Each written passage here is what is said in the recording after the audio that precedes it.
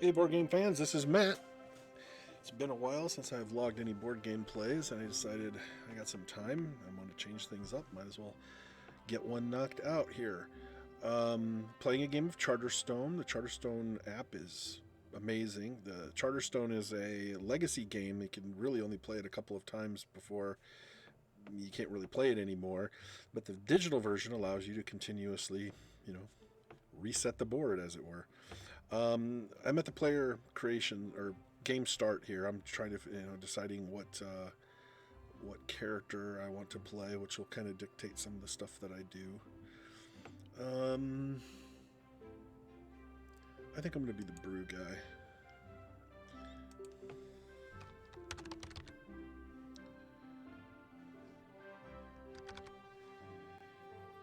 Primary, we're going to be yellow. Our resource is primarily, grain. We're all about baking bread and muffins and, maybe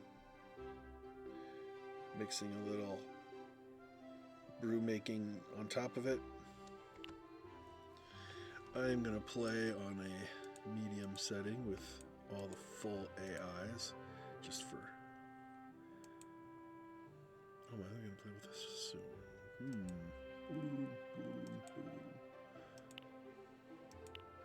Yes.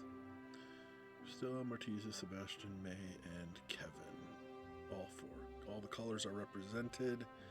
And we're going to go ahead and start. This is going to be a multiple video session. It's going to take several videos to do a whole campaign, even on solo mode. There's a little story that goes about. We're going to develop our village as we play. I'm not going to really explain all the rules. You're going to learn more from watching this than you will from me trying to fumble through the explanation, since I don't own the physical version of this game, so I don't have the rule book in front of me anyway. So the terminology and stuff won't be right. And I have not played this probably in a year, so this could be a little rough intro anyway. The Immortal Forever King has selected 6 citizens of Green Gully to start a new village far from the Eternal City. Well, I named my village Happy Valley or Happyville or something like that. Congratulations on being chosen. Your goal is to bring the greatest glory to the Forever King, so you may rule the village in his name.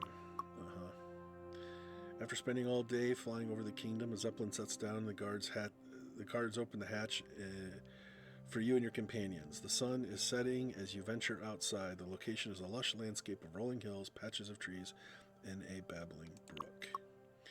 Last I checked, you can still get this board game at Barnes & Noble, but you may have to look around for it. I'm not saying every Barnes & Noble has one, but I'm sure there are some that do. Otherwise, there's game stores around. And I'm pretty sure you can buy this still on Amazon as well. And it's available on Steam last I checked. So the guards unload a number of mysterious crates and forbid you to open any of them. Oh, really? Group gathers around a large rock. You recognize it as the Charterstone, just like the one in the center of the Eternal City. Matthew, your first task is to construct your basic resource building in your charter. It will provide you with the basic resource of your charter.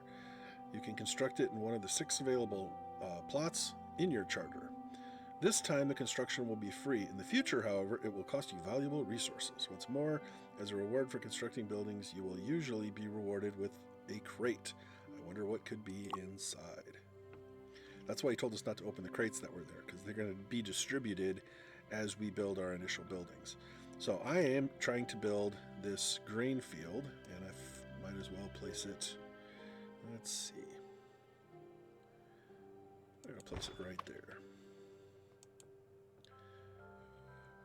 So when me or anybody else goes to this space, we send our little workers to this space, we will get 1 grain. Now that you've constructed your first building, you need to name your charter. This is basically like the different burgs or boroughs of the town that you're building. This name will be displayed on the map throughout the campaign.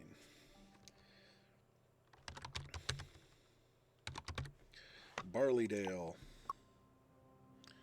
Everything is ready. Let's play the game. It's time to determine the first player and begin the game. It's an important part of the first game, choosing a Charterstone building, to open the crate that you received for constructing your first building.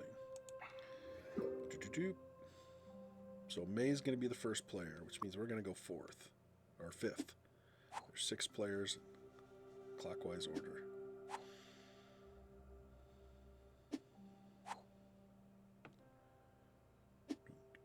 Everybody's going to get their own resources, apparently. Would you like to see the description of each building already standing in your village? No, I already know what they all do. On your turn, you can place your worker in any building in the village. You need to be able to pay the cost, which is the red arrow of the building, to place your worker.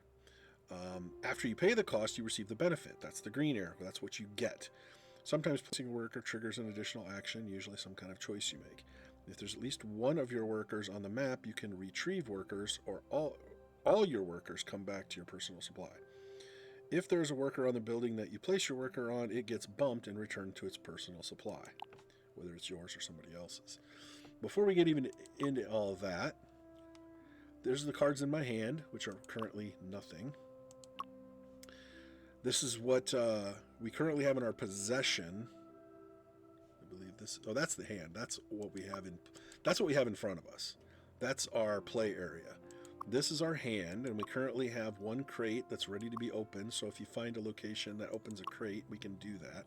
Here are objectives. These are universal objectives for everybody. Diversity of production.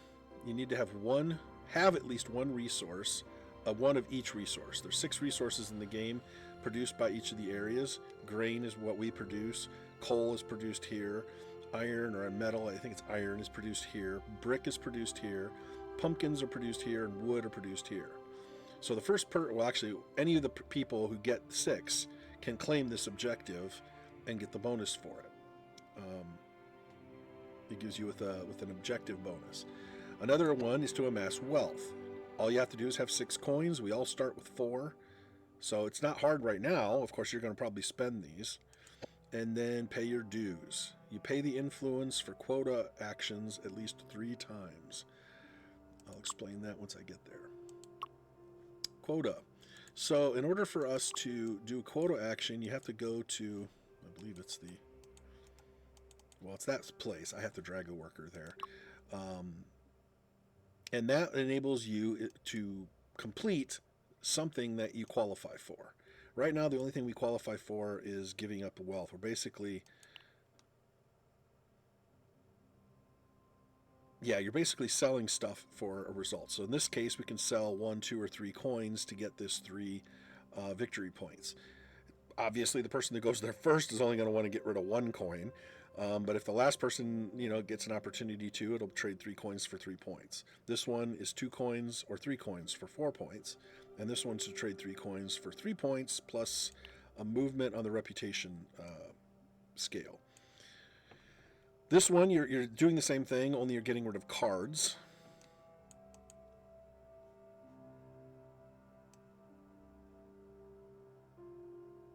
Yeah, and in this one, you're getting rid of any resource. So that's how that works. This is the advancement mat. These are cards that are face up that are available for purchase if you go to a space that allows you to draw a card from the advancement map. These are the face up ones, and then there's a deck of face down cards and a discard pile once cards get, discarded. None of these are really keyed for us. These are all different people that we're going to basically add to our hand or to our game, our play area that'll help us this game. Here's the progress track. In this first one, we actually start a little farther down. This is basically the time tracker. As we do things in the game, this is going to advance and advance and advance until we get to the end game trigger. So there's 25 advancements before we get to the end game. This is our reputation. Each increase in reputation costs a permanent loss in our influence. Reputation grants you additional victory points at the game end. If you have the most reputation, it's usually beneficial. Right now, we don't have any particular objectives, I don't think. Yeah, our main goal is just to be the player with the most victory points to win. Temporary rules. You will carry all components for your personal supply to the next game. Components are cards, coins, resources, and other things you may use. So that's just a simple rule that we're enact right now. And then there's the king. The end of campaign scoring. This window contains all campaign scoring elements for every player. After the game is over, we'll have an opportunity to increase or improve these different things. But for now, it's just leave it there. Let's see. There we go. Now we can actually see what the spaces do. I kind of want to get some money, but I don't. I think some of these people are going to trade they all got resources. They all got their own resource.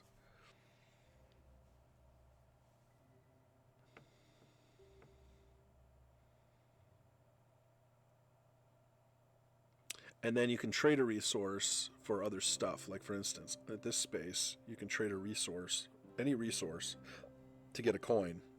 Remember that one objective is to get 6 coins. So if you use that twice, you'll have your 6 coins. In order for us to open one of our crates,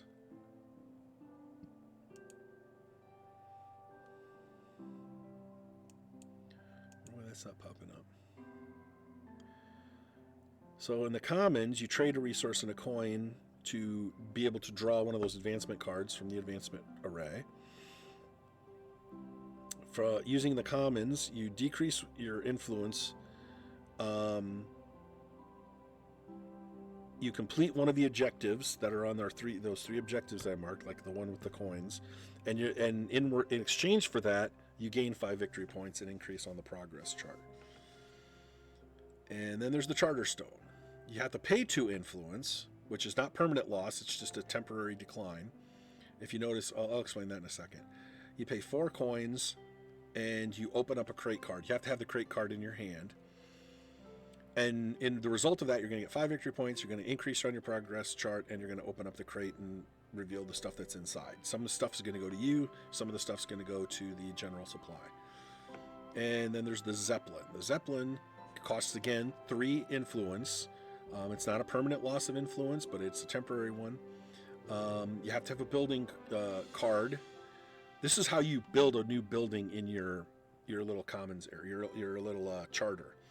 So if you have a building card in your hand, you can pay 3 influence, get rid of the card, pay the cost on the card, and then you get 5 victory points, increase the progress, and you construct the building by placing, if it was the board game, you'd be placing a sticker on the board.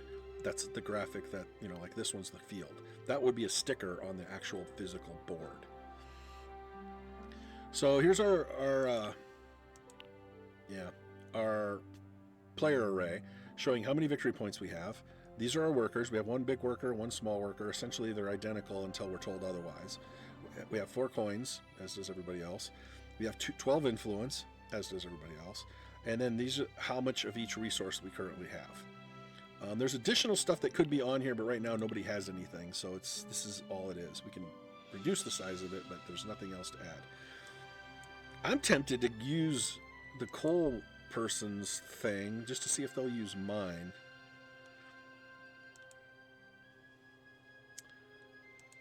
Okay. I'm going to do that. I'm going to use their coal. Just curious. Yep, they're going to use mine. I thought maybe they might not, but they did. Doesn't really matter. Most of them are going to just sacrifice whatever ingredient they have anyway. Oh, he didn't. He got a second one. He got a second one. He got a second one. And I am going to use mine to bump that one. Oh, you dirty dog. Oh, I didn't return the favor by bumping mine. So now both of my workers are on the field. So I'm going to have to retrieve them unless somebody bumps my worker back. Oh, it's funny how some of them are actually trying to stack up the resources, but some of them aren't. Oh, I don't have a choice. I have to retrieve my workers. So that was bad. That sets me back a little bit.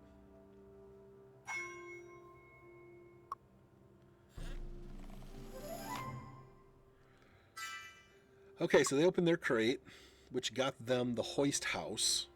As you can see, it's got this is the cost to build it. This is what you have when you decide to use it. This is what it gives them for points too. By having it in play, they get 3 points, victory points at the end of the game.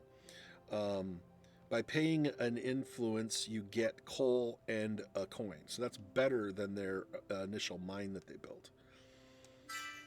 In addition, there's a coal market, which Christelle will receive.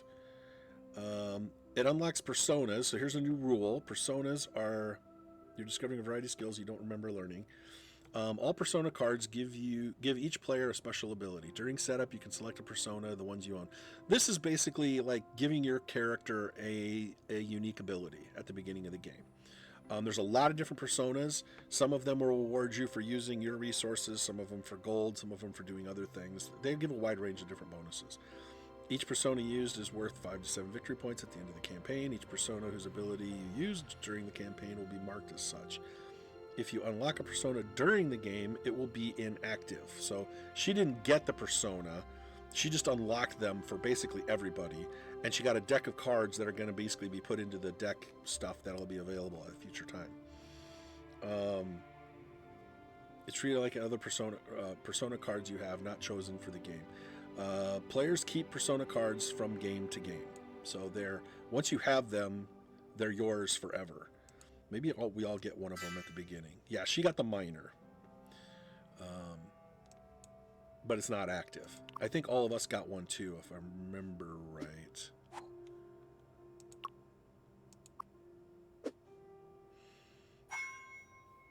It's either we did or we're going to get one at the start of the next game. It keeps it on a level playing field fairly. Okay, so what's his name? The brick dude. He also built a building. He built the brick, unlocked the brick market, and got himself a kiln. There's his persona, the mason. Oh, that's right. These are tied to our initial card. So no new abilities. If he had built it first, then the persona card would have been in his box. But because somebody beat him to it, then there's no reason to reread it. So each of us will get basically, each of our boxes that we currently have in our hand should have 2 new buildings and a persona in it. So the pumpkin guy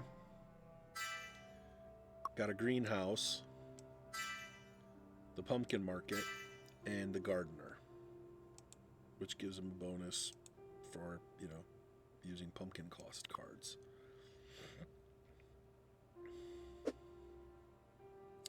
I don't want to do this because this is costing coins. I want to get coins. I mean, I want to do it. I just don't want to do it right now. All these guys are feeding each other. Okay, so the forester got a lumber mill, a wood market, and a carpenter.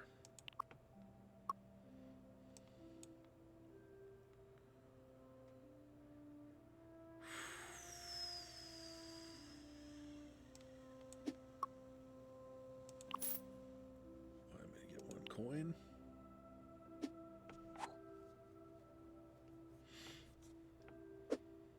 Most turns are pretty simple because you're just getting a resource. Oh, great. You got black going another round. Ideally, you don't want to have to use the retrieve your worker action. You want to have other people do it. You want to have them trigger it. I'm going to save myself trouble by doing this. So now I got my 6. So now this thing has a little red dot next to it because now I qualify for amass wealth.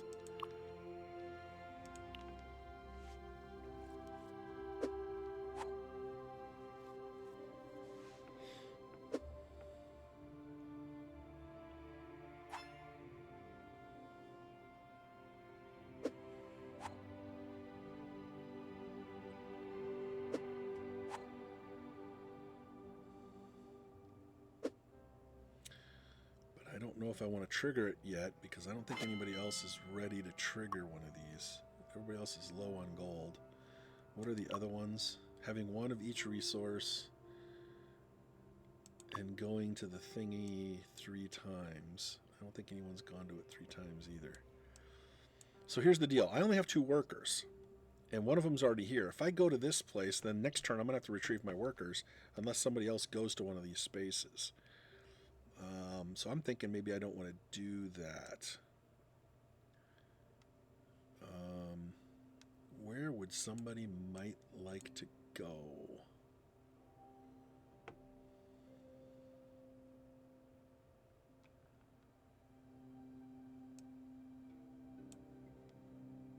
this is just a gamble for me.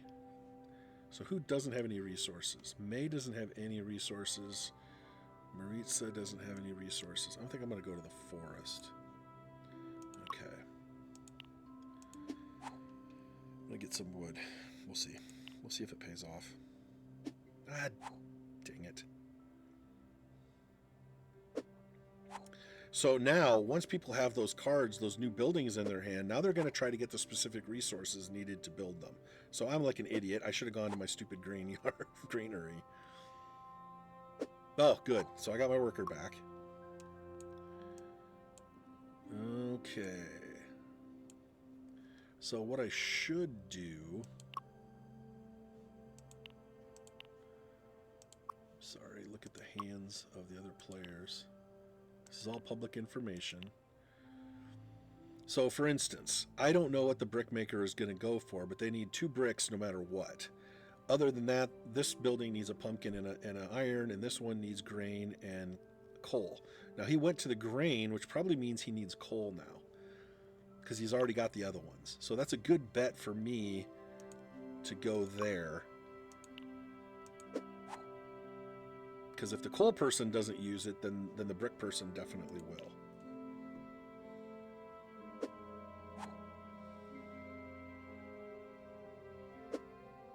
Ooh, I got another worker back. Sweet. Now we're in good shape. Now we're rolling. Yep, just like I said. Of course, everybody else has points, but I don't. Don't worry about it. You'll get points in chunks in this game. Okay, now I got a little bit of play. Now I can actually go get my reward for my money. This way I can start spending it.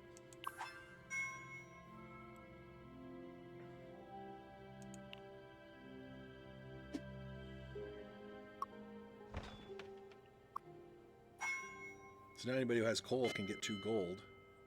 So somebody's going to start getting on that too.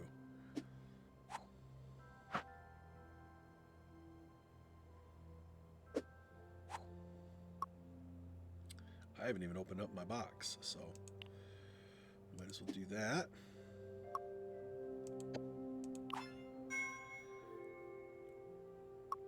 Okay, so I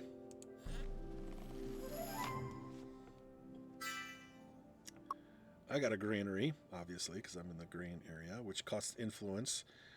For 1 influence, you get grain and a coin. And the grain market, if I build it, you pay a grain, and you get a coin and move up on the reputation thing. It's all about the rep, baby. And my persona is a farmer.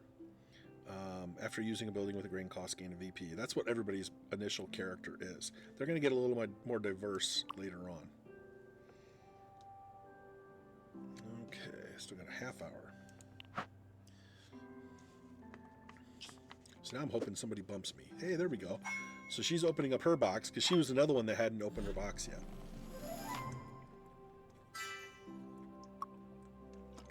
Okay, so she got a refinery, and the iron market, and the prospector.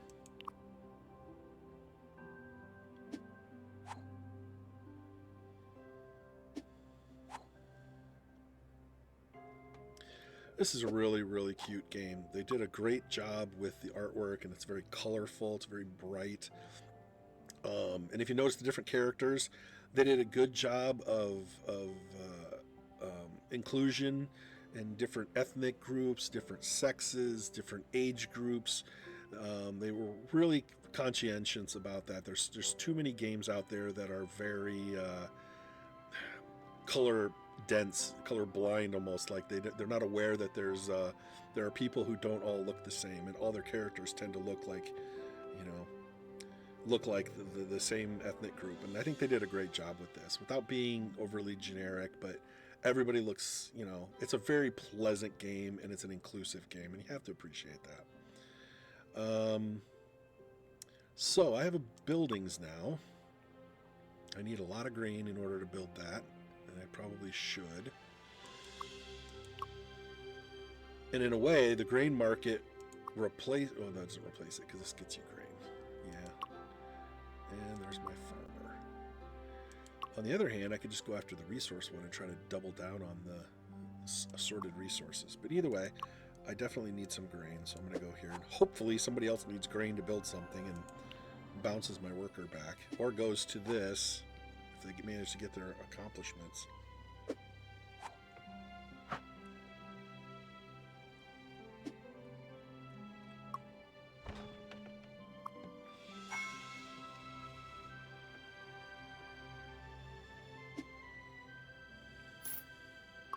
See, I'm up to 10 victory points. I'm not in first place, but I'm in third right now. Nobody used my workers, so I have to bring all mine back. Later on, there'll be abilities where people whose little meeples get bounced back will gain points or gain victory points or gain coins. Or if people use your places where you are or use your charter stuff, it'll get you extra money and stuff. It's really great worker placement game. They really did look at a lot of different angles, a lot of different stuff. So one more grain and I can build the market.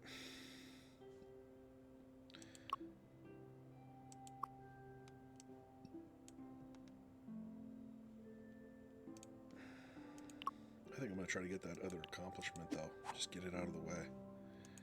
I'm pretty close to doing it. It's going to take a few turns. Hopefully hopefully somebody needs brick. Dang it. I needed pumpkin too. I could have gone there.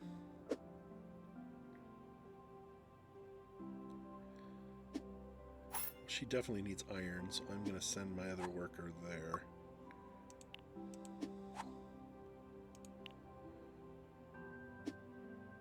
Nope, she generated coal there and then traded the gold for coins.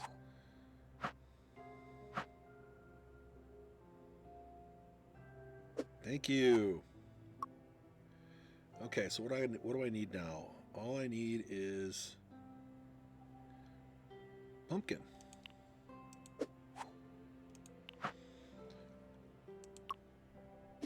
Yep, so I qualify for the next bonus.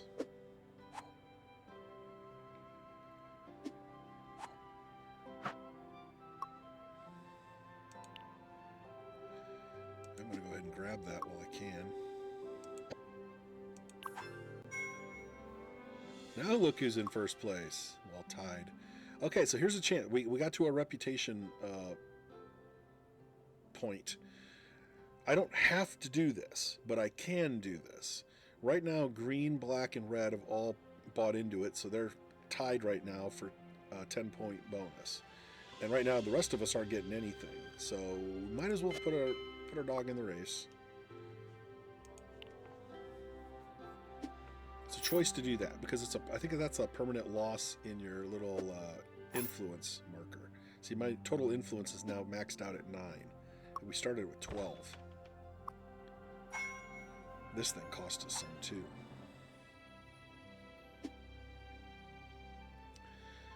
Well, I'm not going to be able to... Nobody can get that third one. That third one is... Well, actually they could if they go to the pay the quota thing 3 times. But, man, that's a pain. Well, nobody used my workers, so I'm going to bring them back.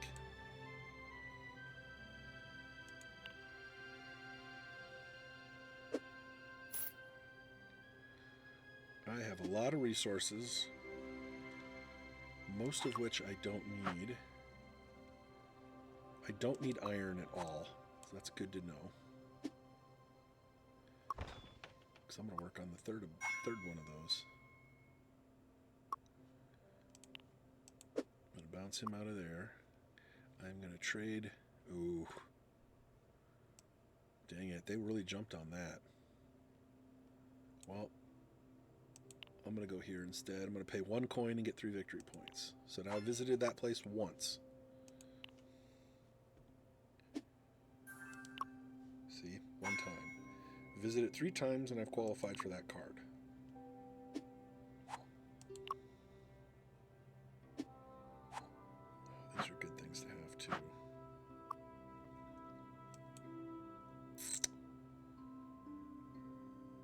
I only have 1 coin left. I don't really want to ditch 3 resources. Shoot. Oh, those are completely full. So I'm getting the lowest reward or lowest benefit for that. So the only other thing I can do is discard a card. Ugh.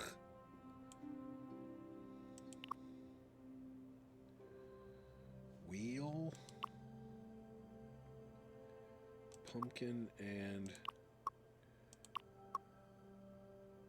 green. Because I can get the green back easier than the others. Or with less hassle, anyway.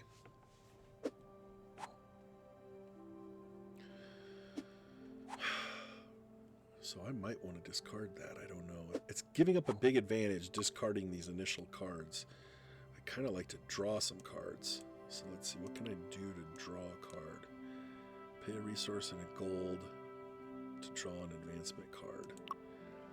I don't love those advancement cards, but I'm planning on discarding it anyway. I'd rather discard one of those than discard one of my buildings, because those buildings are my custom buildings.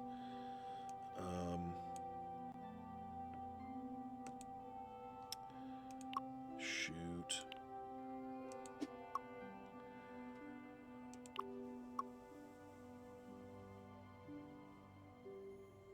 Yeah, I'll take the longshoreman.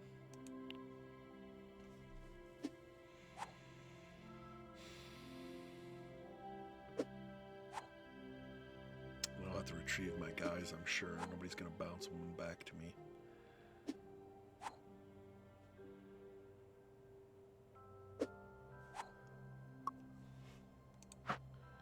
So I had to punt that round.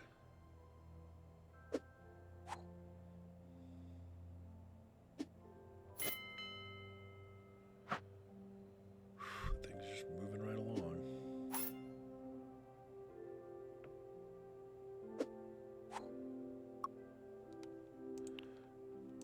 I'm going to discard one card.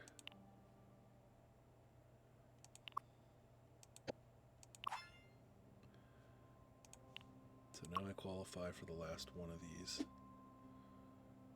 I generally don't go so hard nose after these, but I'm like, oh my god, she hasn't opened a box yet? Or is this a new box? Yeah, this is a new box, because she already opened up her mines and stuff. Okay, so she opened up this box that got her an alchemist lab.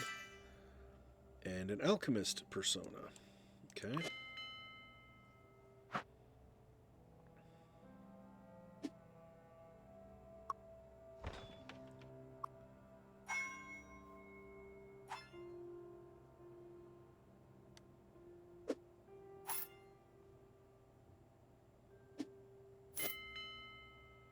Again, nobody is really going after these resources, so I might want to punt this round and go after something else.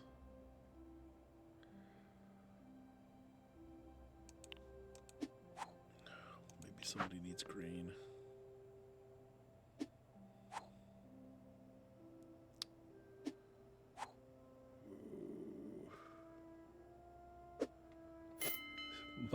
My charter is the least developed. This sucks.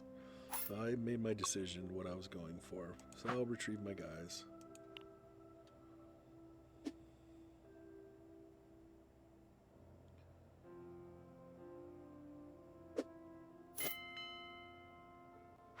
Uh-oh, blue just took a jump up.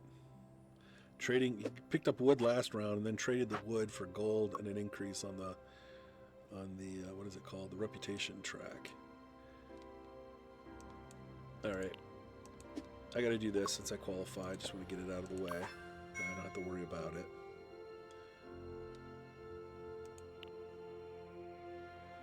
So look at my points. I'm in first place. My charter looks like crap because I don't have any buildings and nobody's going to it. But I'm in first place technically on points. Because I'm the only one that managed to qualify for those things. Well, those are the only 3 cards left. Alright, let's see what I can do here. If I want to build any of my buildings, I need what? I need wood and I need more grain. So I think I will go after the wood. It seems to be popular.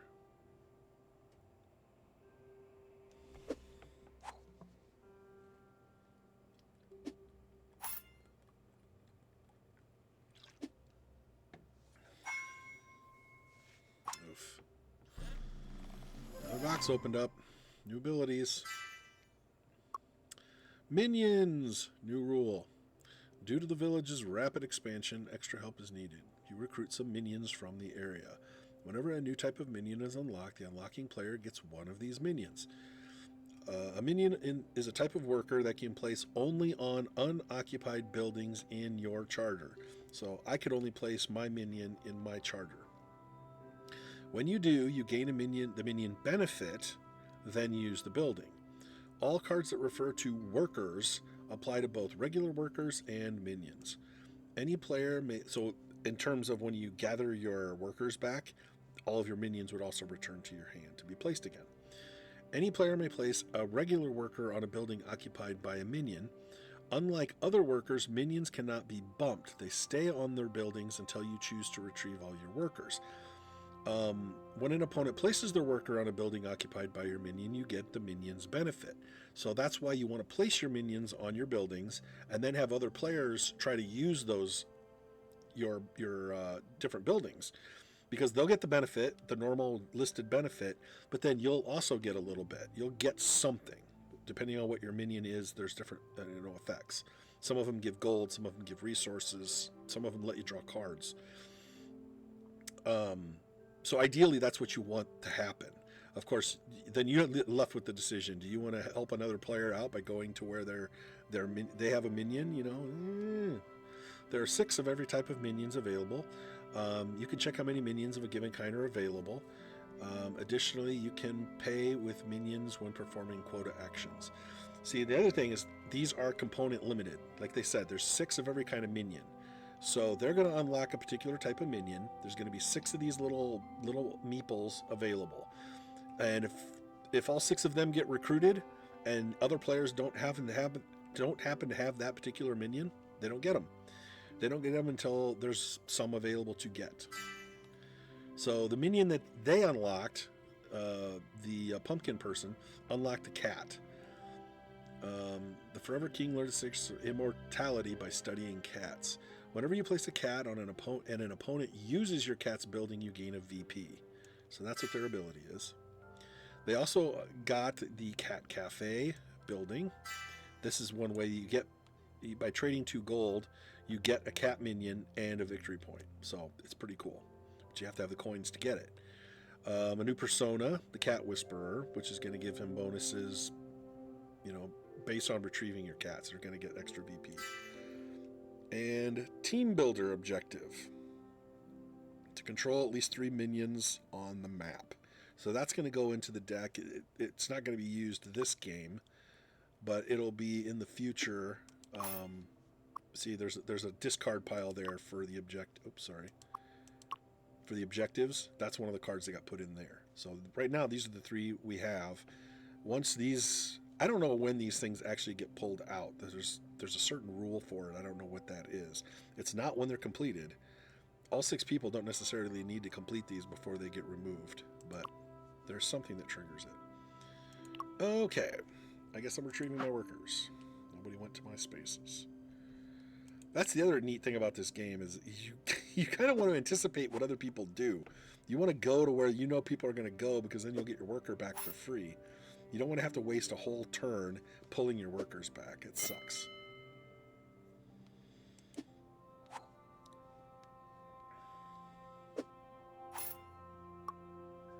Okay, what do I got? I still need to get 1 more grain in order to build my market.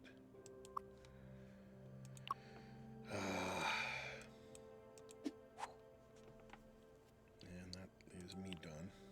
This game is winding down. There's not that many rounds left. I am still on first place. I gotta up that thing at least once.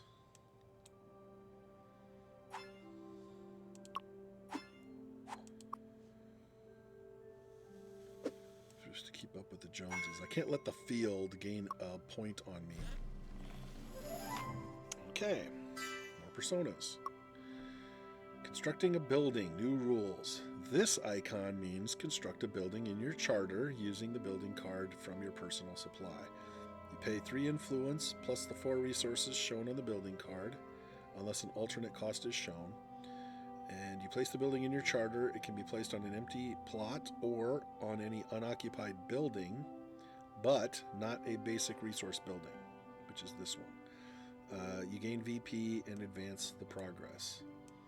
Some buildings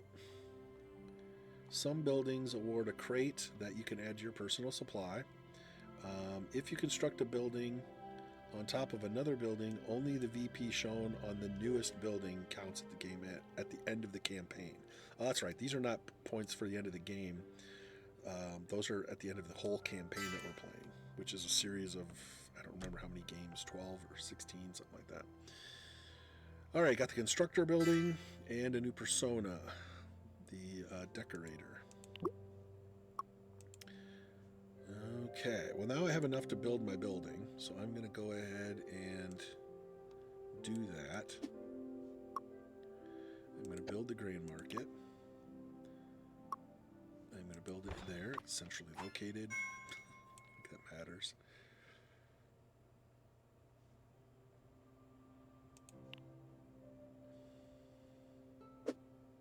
Oh, I was out of VP, or influence. I got to get my influence back up. Shoot.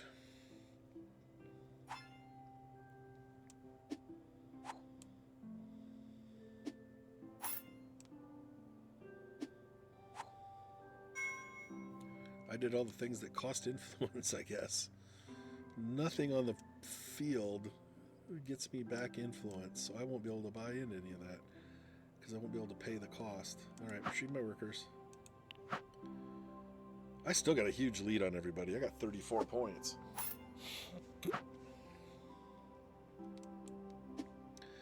But I am out of resources. All I have is one thing of iron. I have no gold and no influence, so that sucks. What can I do? I can either work towards the next one, or I could try to take advantage of some of these little exploits. Do I need gold for anything? Wood gets you gold and that. Grain gets you grain and an increase in that. Alright, see if anybody uses my building.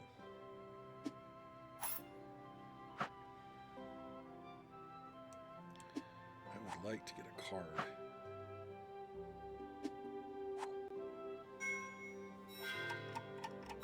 Uh-oh. This is the last round. So that's not going to get me anything. Shoot.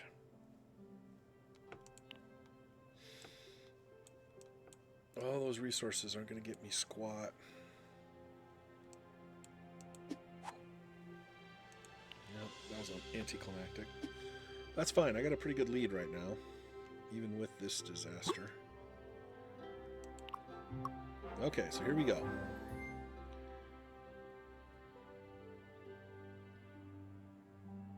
So I got 41. Black had 38 for silver. Sebastian and red got 37. Purple 36. May and blue got 31 and 31 as well. And so this is the victory points or glory level, which is important for our campaign. Okay, so that's that. Now we get bonuses.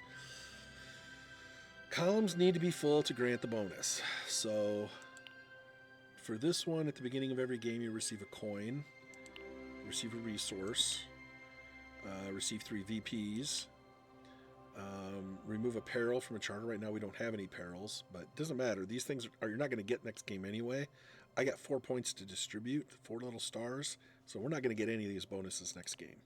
You have to build towards it. At the beginning of every game, raise your reputation or for influence if you wish to do so, but you don't have to. At the beginning of every game, receive a minion of your choice, which is one I really like because extra workers are huge.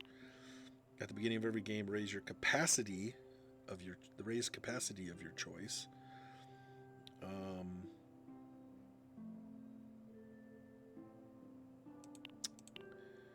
At the beginning of every game, receive one of the available advancement cards. Or at the beginning of every game, you may start the game with an additional persona, which is also cool because you can have 2 personas that you can try to work for. I'm going to go with the minion one. I'm just going to go ahead and pour my points into that for now. And that's that. Capacity. At the end of games 2 through 12, so this is game 1, so this doesn't trigger here, your capacity will determine the number of components in your personal supply that you may keep. So that one about increasing capacity, also important. Elements that were not kept are discarded to the general supply, and then you just have to hope that they come up again, or the extra resources will just get dumped in there. You can check every player's current capacity at the end of campaign scoring window. Players start with 1 capacity in each category. So, basically right now, this is what everybody has. At the end of the game, they can keep 1 coin, 1 resource, 1 minion, and 1 advancement card. That's the hand of cards, and that's it. If you have 2 cards in your hand, you're going to have to get rid of 1. It's going to go back into the supply. If you have an extra minion, you're going to have to discard down and just have the 1. So increasing this capacity has a magnifying impact because it applies to all of these things. It does not affect us this first game, though. So if you ended up with 2 cards and you didn't get your buildings built, they don't go away. You'll get them into the second game. So be prepared to only keep 1 of each after game 2. That's why they put this warning up here. This is a warning to make sure that you don't want to get stuck with a handful of great cards at the end of the game unless your capacity is up. So it tempers your ability to, do you want to open up this box and gain 2 new buildings? Or would you rather just keep the box and open it at the next game when there might be a better chance for you to build them? That kind of thing. There will be various ways to increase your capacity throughout the campaign. Game is finished. Okay? You already know what the final scoring is. Because I have to go now, that turned out perfectly. It was a perfect hour-long game. So I'm gonna stop the video here. This is gonna be game 1. I wonder if all these games are gonna be 1 video long or not. I don't know. I'll have to play it by ear. But that's game 1. Keep your eyes open for the continuing campaign as I develop my little charter and try to use the neighboring areas as best I can. Stay tuned.